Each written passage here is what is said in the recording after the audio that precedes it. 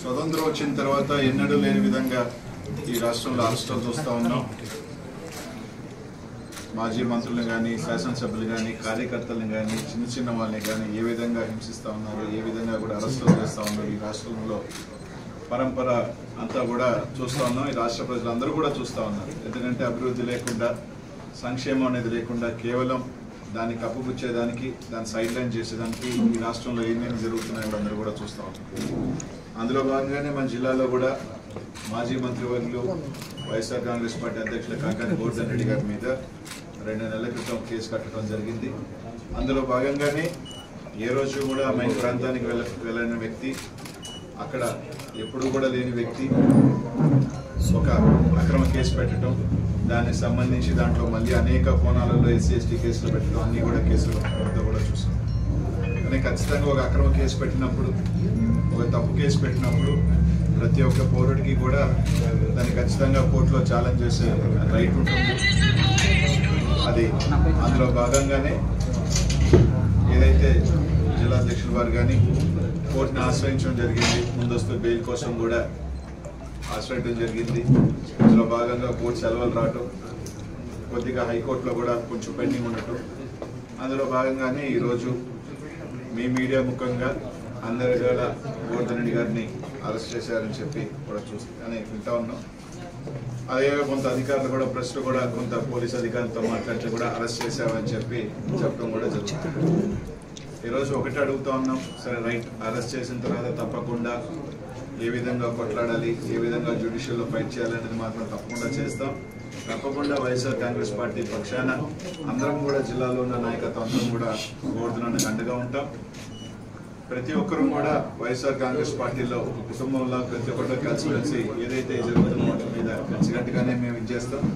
తప్పకుండా ఏదైతే కోర్సును అరెస్ట్ చేసిన తర్వాత కొద్దిగా పోలీస్ వ్యవస్థ కానీ, ఎందుకంటే జిల్లా మంత్రి గారిని అరెస్ట్ చేసిన తర్వాత వచ్చి ఎప్పుడో అరెస్ట్ చేసాం, లేదు మేము పలానా టైం పెడతాం అని తొందరగా బయటకు వచ్చి వాళ్ళకు బులెటిన్ రిలీజ్ చేస్తే బాగుంటుంది.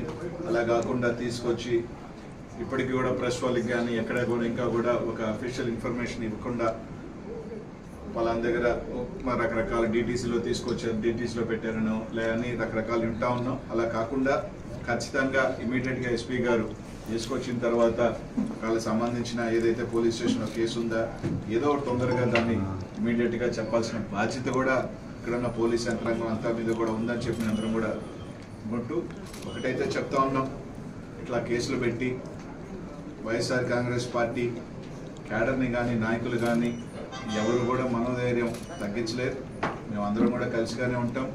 అందరం కూడా మా అందరి కలిసికట్టుగా సపోర్ట్ గోవర్ధనానికి ఎప్పుడు ఉంటాం.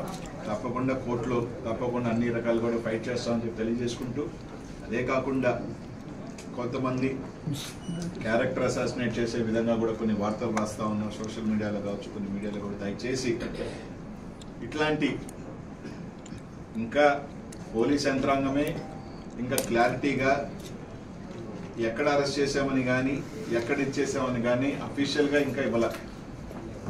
ఉచాయిగా మేము పత్రికా వాళ్ళు కానీ లేకపోతే ఉన్న సోర్సెస్లో కానీ ఫోన్ చేస్తేనో లేకపోతే అన్అఫీషియల్గా చెప్పిన ఇన్ఫర్మేషన్ ఇక్కడికి వచ్చిందని మాకున్న ఇన్ఫర్మేషన్ తప్ప.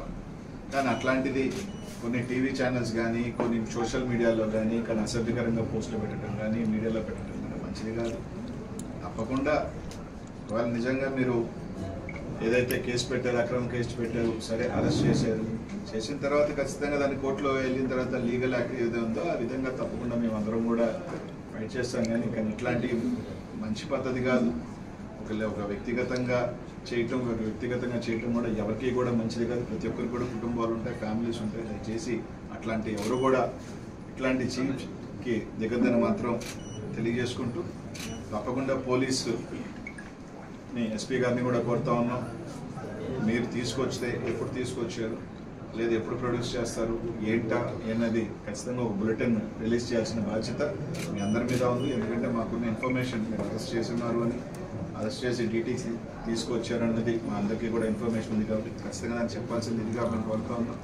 తప్పకుండా రైట్, మీరు అరెస్ట్ చేశారు, తప్పకుండా దానికి సంబంధించి మేము అందరం కూడా లీగల్ యాక్షన్, లీగల్గా దాన్ని ఖచ్చితంగా కూడా ఫైట్ చేస్తాం. తప్పకుండా ఒకటైతే గుర్తుపెట్టుకొని అందరూ కూడా చెప్తా ఉన్నాం, కేసుల వల్ల లేకపోతే పార్టీని డిమోరల్ చేస్తాము అంటే మాత్రం ఇదేమీ కాదు, ఇంకా కూడా రాటు తేలి